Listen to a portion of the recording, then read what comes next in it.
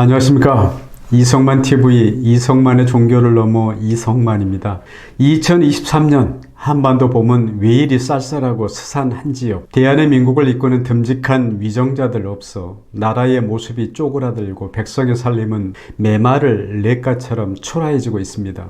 우리 모두의 책임을 통감하고 각성해야 합니다. 저는 요즘 퇴계 이황의 숙부 이우 후손인 이정로가 퇴계의 편지 천여 통 가운데 100편을 골라서 엮은 퇴서백선을 읽고 있습니다. 바로 이 책입니다. 국사편찬위원회에서 한문 번역과 탈초 강의를 하는 박상수 선생이 번역하고 도서출판 수료화계에서 펴낸 이 책 227페이지에는 1559년 10월 24일 퇴계가 그의 나이 59세에 고봉 기대승의 편지를 받고 쓴 장문의 편지가 실려 있습니다. 고봉은 12년 동안 퇴계와 서신을 주고받으며 조선 유학사에 지대한 영향을 미친 사단, 칠정, 논변을 8년 동안 했던 위대한 유학자입니다. 사단과 칠정은 모두 사람의 성심을 나타내는 말입니다. 사단은 맹자가 공손추상에서 사람 마음을 인의예지의 끄트머리인 측은지심, 수오지심, 사양지심, 시비지심을 말하고, 칠정은 유교의 경전 얘기에서 사람의 성질을 말한 희노애구애오욕입니다. 이 논쟁은 도덕적 근원을 인간의 심성 안에서 찾되 인간의 자주적 의지의 결정에 의해 드러나는 마음의 주체성에서 찾을 것인지, 아니면 인간 내면의 근원으로서 보편적이고 초월적인 본체에서 찾을 것인지의 논쟁입니다. 한마디로 조선 성리학이 독자성을 갖게 된 주기론과 주리론 논쟁의 시작입니다. 훗날 퇴계는 기대승의 예리한 지적을 받아들여 기와 리는 각각 발동의 주체이지만 서로 분리되는 것이 아니라는 이기호발설을 제시했고, 기대승도 자신의 이론론적 입장을 완화해 퇴계의 입장에 접근함으로써 논쟁을 끝맺게 되었습니다. 이 편지는 고봉이 젊은 날 과거에 급제하여 막 벼슬에 나섰을 때 주고받은 서신인데 오늘날 우리에게 주는 교훈이 큽니다. 26살 아래의 기대승이 퇴계의 스승이 되었습니다. 깨달음의 스승엔 나이도 쥐도 없습니다. 나름 요약해 옮기자면 이렇습니다. 이른 봄에 한 통의 편지를 멀리 남쪽 인편에 붙이고 나서 얼마 있다가 동쪽으로 방 안에 들어앉아 있으니 한양 소식도 제때 들을 수가 없었습니다. 더구나 천리 밖에 있는 호남 소식이야 다 말할 나위 있겠습니까? 중간에 공이 한양으로 올라왔다는 소식을 사람들에게 물어 알고 편지로 제 뜻을 전하고 싶다가도 다시 생각해보니 공이 면신내로 곤란을 당하고 있을 것이고 저 역시 묵은 병에 지쳐 인사를 닦을 겨를조차 없었습니다.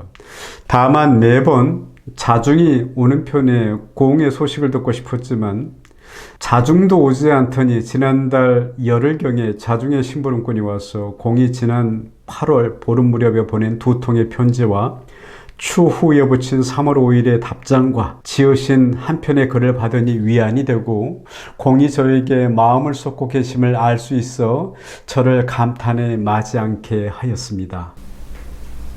사람의 거취와 출처는 마땅히 스스로 마음에서 결단하는 것이지 다른 사람과 도모할 수 있는 일이 아니며 다른 사람이 도모할 수 있는 것도 아니다 라는 청산 무의 선생의 견해는 탁월하여 본받을 만합니다. 보내신 편지의 뜻을 보니 학문이 아직 완성되지도 않았는데 너무 서둘러 나왔다가 벼슬의 뜻을 빼앗길까 두려워 고향으로 돌아가서 대업을 탐구하려고 한다고 하니 이는 옛 사람들도 얻기 어려웠던 것이며 요즘 세상에서는 볼 수 없는 일입니다. 이것이 제가 공에게 특히 옥깃을 여미고 깊은 경의를 표하는 까닭이며 또한 공을 위하여 근심하고 두려워하지 않을 수 없는 일입니다.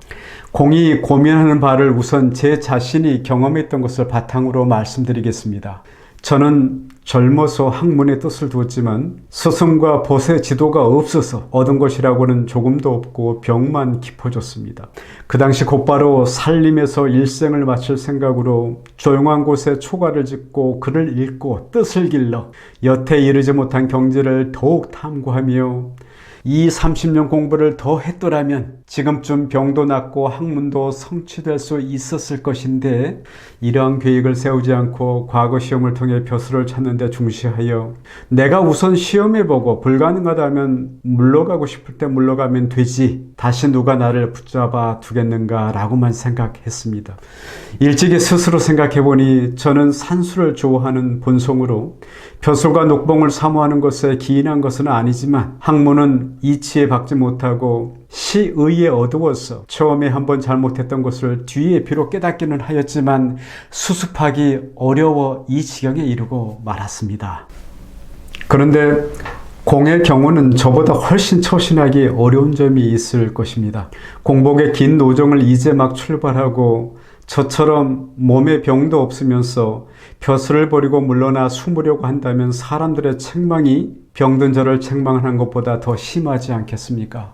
어리석은 저의 견해로 헤아려 보니 공의 학문은 정대하고 광박한 경지에 대해서는 본 곳이 있지만 오히려 수렴하고 응집하는 공부는 부족합니다. 대개 선비가 세상을 살면서 벼슬을 하기도 하고 물러나기도 하며 혹은 때를 만나기도 하고 몸 만나기도 하지만 그 귀결은 몸을 깨끗이 하고 의를 행하는 것일 뿐 화와 복은 논할 것이 못됩니다. 그러나 저는 일찍이 우리나라의 선비 중에 어느 정도 도의를 사모하는 뜻을 지닌 사람들 대부분이 세상의 환란에 빠진 것을 의아하게 생각했습니다.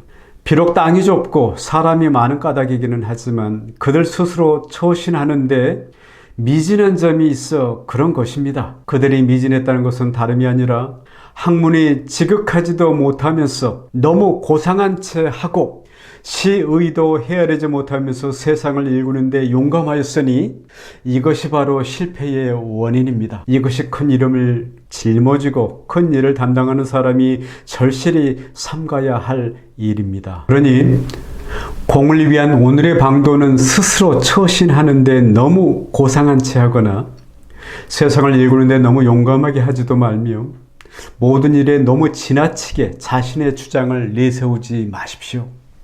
바로 공자께서 말씀하신 학문을 하면서 여가가 있으면 벼슬하고 벼슬을 하면서 여가가 있으면 학문한다는 가르침을 처신하는 절도로 삼으십시오. 항상 겸손하게 스스로 부족하다는 생각을 가짐과 동시에 허물 듣기를 좋아하고 선을 취하기를 즐기면서 참이 쌓이고 노력이 오래되면 도가 이루어지고 덕이 확립되어 공은 저절로 높아지고 학업은 저절로 넓어지게 될 것이니 이때에야 비로소 앞에서 말한 세상을 일구고 도를 행하는 책임을 맡을 수 있을 것입니다. 어떻게 들으셨습니까? 작금의 국가의 형세와 나라 형편을 살펴볼 때 퇴계와 고봉 같은 인물이 더욱 그립고 그립습니다. 감사합니다.